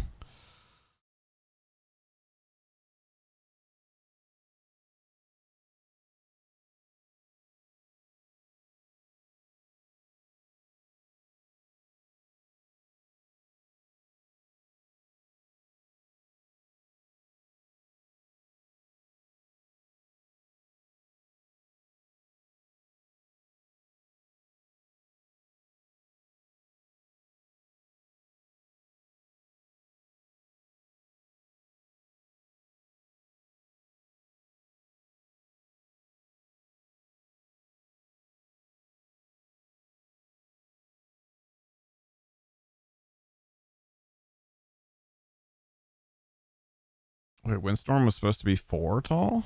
Ah, shoot.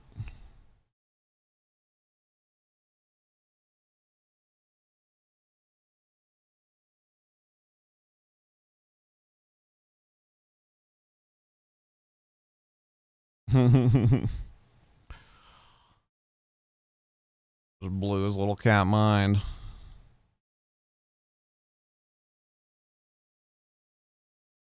There we go. Okay, we are almost done with this finally.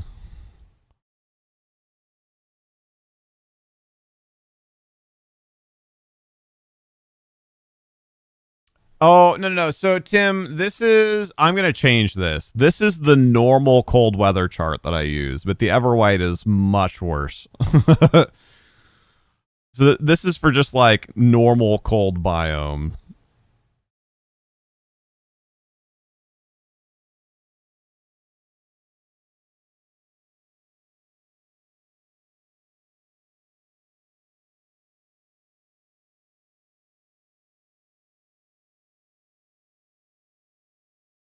I don't know why they specify.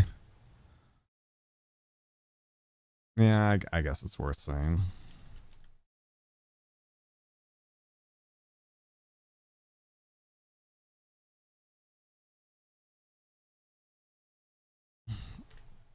Yeah, we a combination of just this like legitimately is taking longer than expected, and also we got a bit chattier than we usually do during the working streams.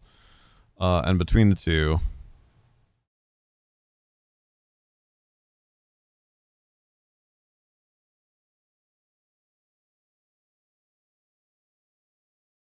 I did not get quite as far as I anticipated.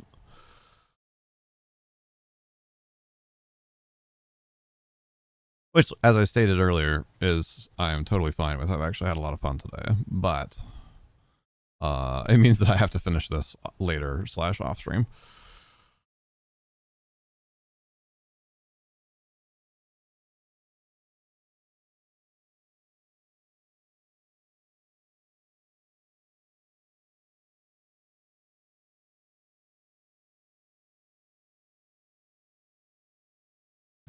Here I am. Wait, hold on. Here I am. Rock me like a hurricane.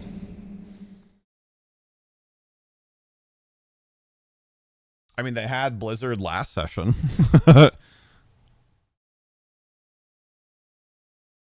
But there could very well be another one, yes.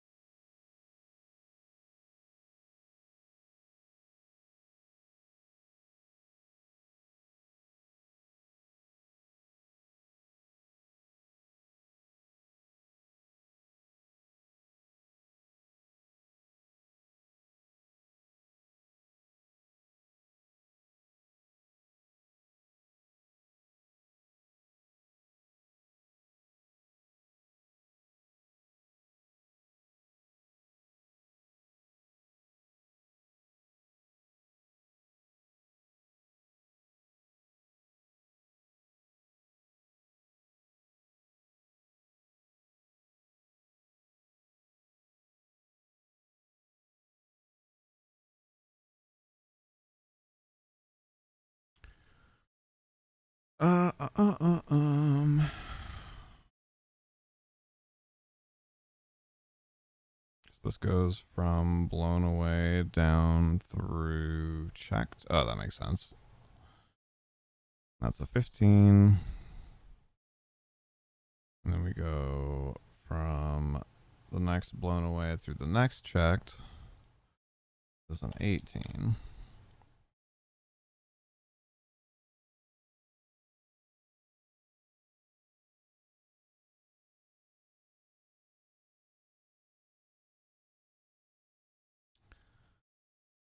Um, I guess I have to go through and do the descriptions. I don't know how many rows it's going to take.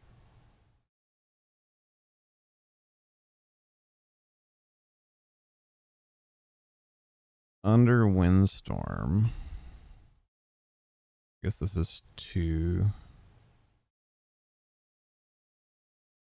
Oh.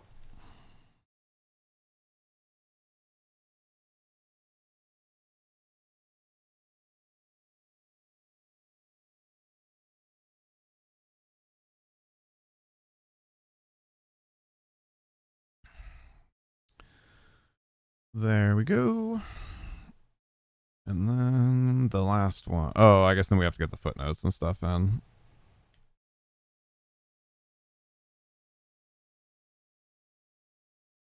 Man, I had been doing pretty good on guesstimating what work I could get done during the working streams. Today was not one of those days. Swing and a miss as far as workload goes, but that's okay. Sometimes you're gonna get it right, and sometimes you're not. I'm not worried about it.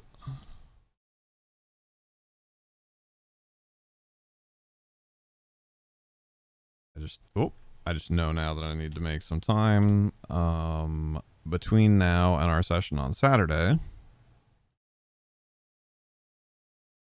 to finish this up.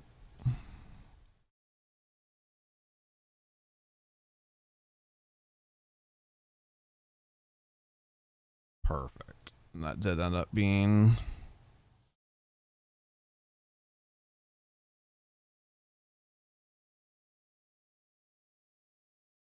wait, what?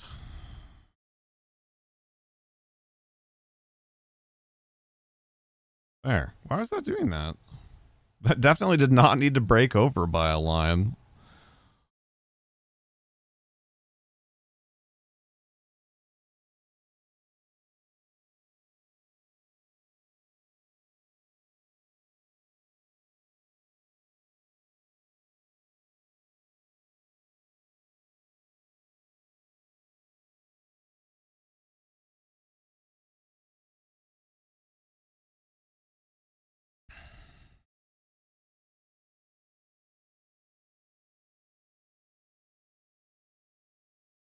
All the rest of this is a DC 20.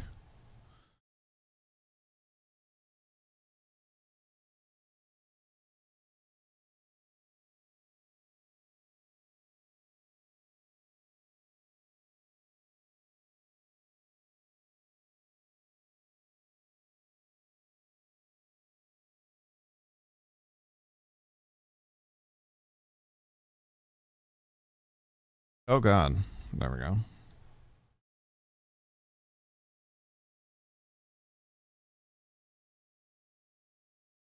Medium or smaller is way too long. That's unfortunate.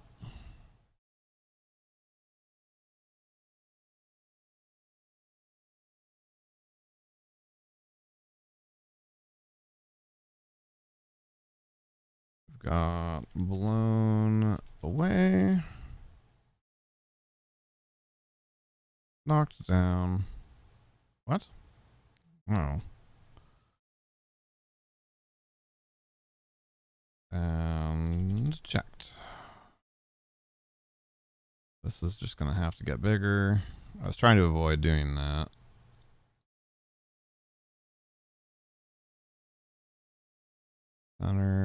Centered.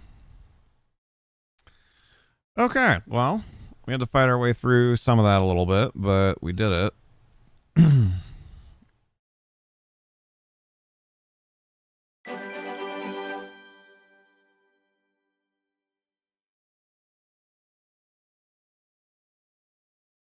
Guess we'll have a couple here for definitions on things. Checked creature.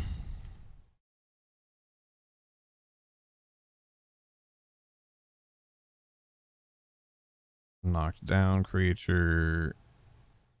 A blown away creature.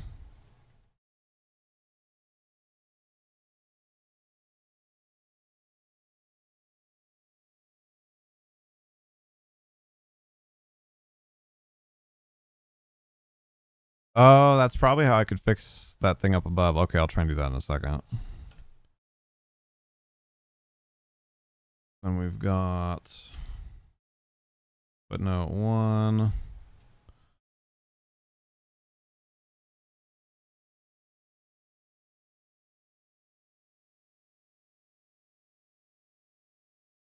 And we need to make that size 5.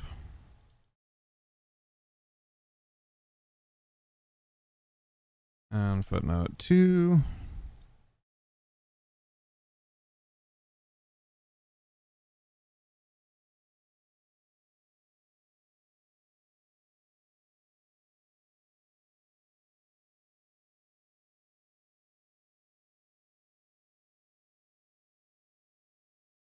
Okay.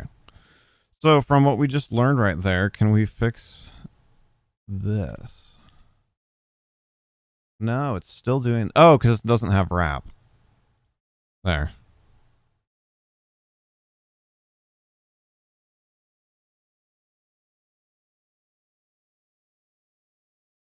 Yeah, ideally, and maybe I'll fiddle with this a little bit more. I'd rather have these be in one big box so there's not so many lines, so it's not so visually busy. But I'm already like a half an hour later than I meant to be, so we're gonna leave that there for now. This was fun. Thank you all for being here. We'll be back, of course, next Wednesday, working again, starting, like I said, sometime between 3 and 3:30 Pacific is kind of what we shoot for. That is Wednesday, the 20th of August. And then actually that'll be, and then we'll have a couple of Wednesdays off after that because Wednesday, the 27th, we go on vacation. But we'll be here next week, which will be fun because we'll be recapping from this weekend session. And then we'll miss you guys for a couple weeks and then we'll be back at it. So thank you so much for being here. If you had fun, if you're new and you're not already a subscriber, please consider subscribing. That way you get notified when we're live. We do also post our sessions here on YouTube and make other YouTube content about D&D as well. If you haven't had a chance to hit the stream with a thumbs up, we'd super appreciate it if you do that as well. Hey, Potato! Thanks for coming by. I hope you're well. I've missed hanging out. We need to get some games in or something. Thank you, Shalendor. And also our other YouTube project, if y'all don't know about it, we have a second YouTube channel where we do trading card game content, especially Magic the Gathering, but we've also done some Lorcana, One Piece, and Pokemon. That's youtube.com/@a-couple-of-packs. My wife and I do that together. So links in the chat there if you're curious. If you like card games, then hopefully you enjoy that channel. And if you like D&D, then hopefully we can see you again here. Celebrating your birthday. Very nice. Very nice. The last couple days have been such a blur. I remember I looked at that at the start of the week and was like, I need to remember to say happy birthday. And then I can't believe it's already Wednesday evening. Holy crap. Happy birthday. What are you doing for celebrating?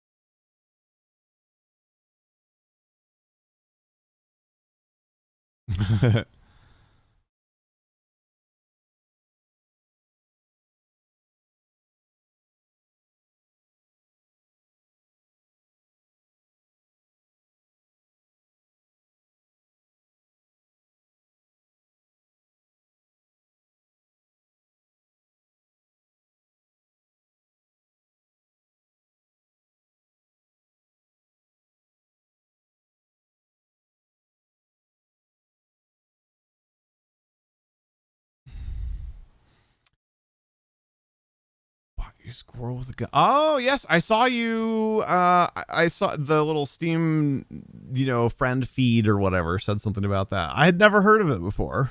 Does it have co-op? Are you guys playing together?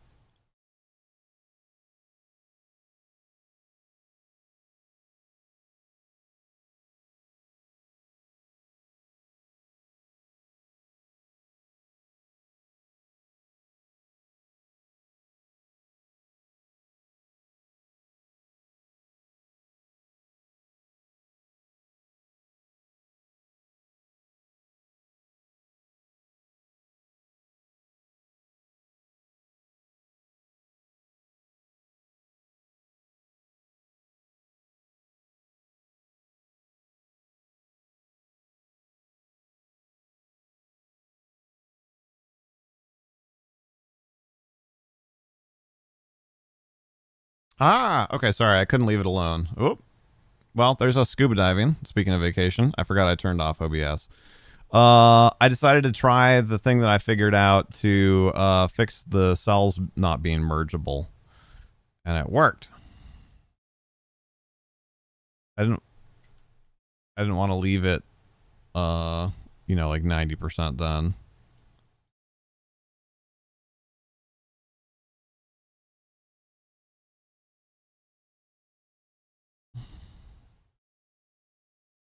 Couldn't do that to myself.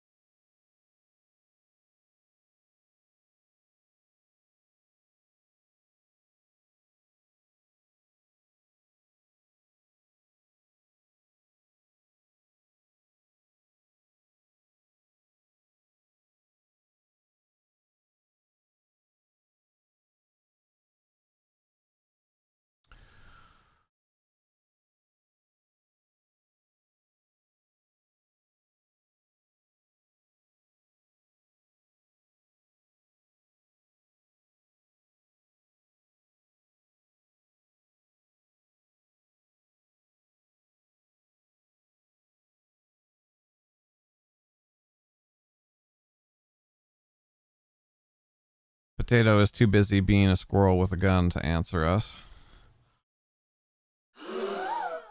But it is okay. I understand.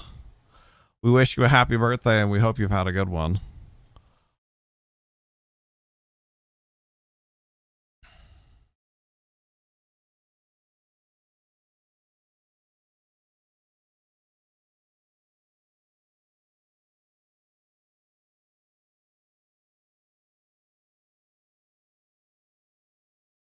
This is pedantry, but it is at least pedantry that helps with readability, so it's worth it. At least that's how I'm justifying it to myself.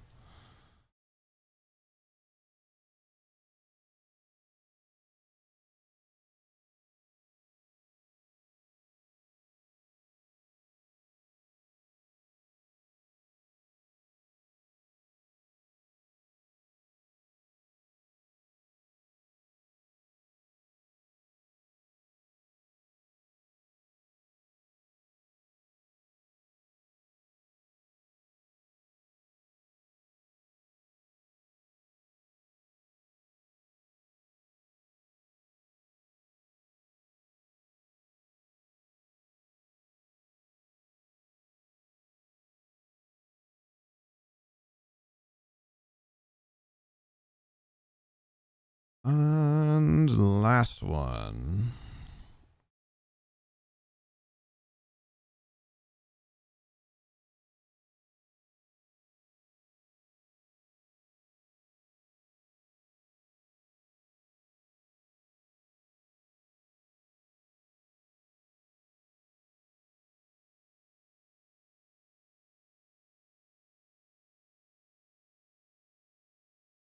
Magnificent. Oh, I lied. I found one other one.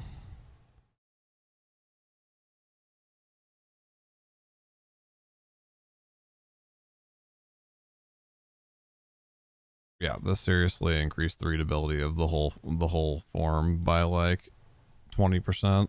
Totally worth the extra 5 minutes.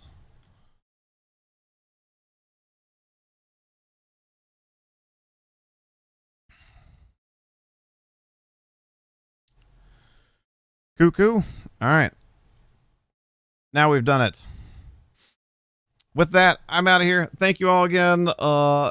If you want to watch the live stream for D&D, pre-show starts on Saturday at 3 Pacific. If you're mostly just looking for the Working Wednesday streams, I'll be here next Wednesday, the 20th of August, a little after 3 p.m. Pacific. Thank you all so much. Take care, and as always, be excellent to each other. Food night! Happy birthday!